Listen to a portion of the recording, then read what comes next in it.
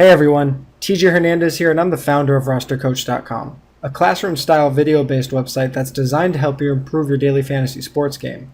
Today's preview is from a lesson explaining NFL game script and how it relates to play calling and DFS decisions. If you like this video, please like and share it, and don't forget to leave a comment below. This is Anthony Amico with RosterCoach.com, here to continue my course on advanced Vegas concepts. Last time out, we talked about relative team totals, and today in part 3, the focal point of our discussion is going to be game script.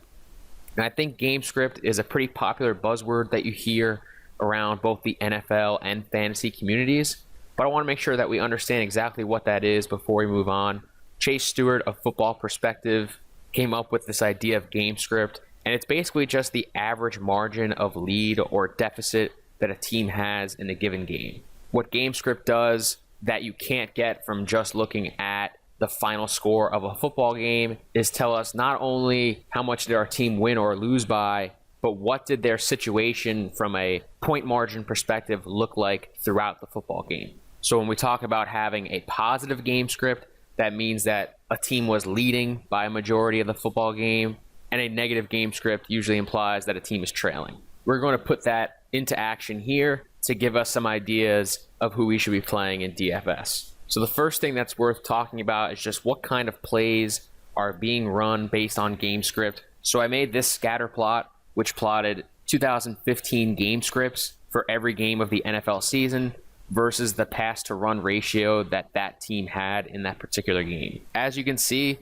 there does look to be a relationship between game script and pass to run ratio. Pass to run ratio is decreasing as game script improves. So in other words, as teams are developing leads and holding on to leads, they are passing the ball less and running the ball more. If you look into the top right corner of this chart, you can see that we have a 0.3889 R squared.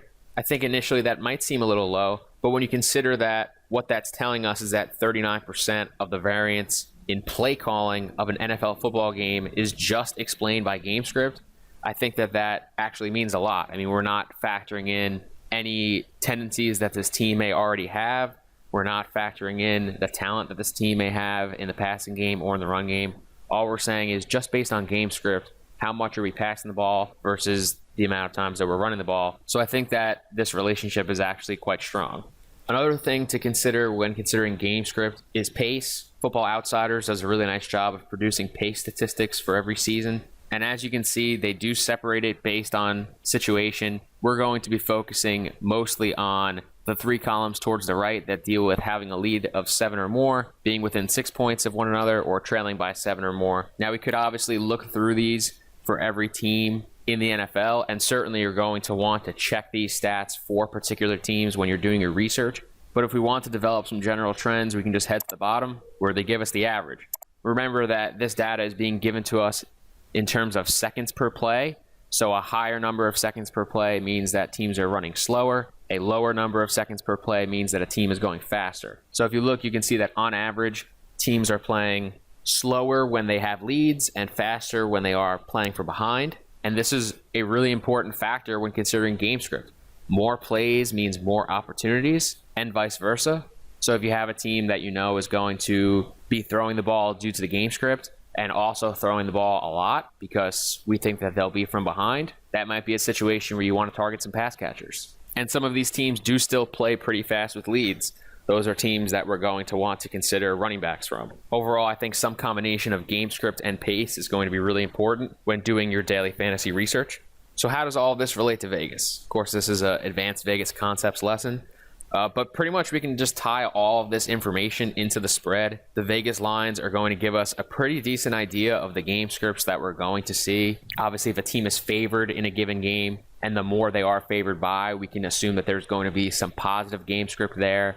And the same thing going in the opposite direction. If a team is an underdog, especially a significant underdog, we can assume that there's going to be some negative game script there.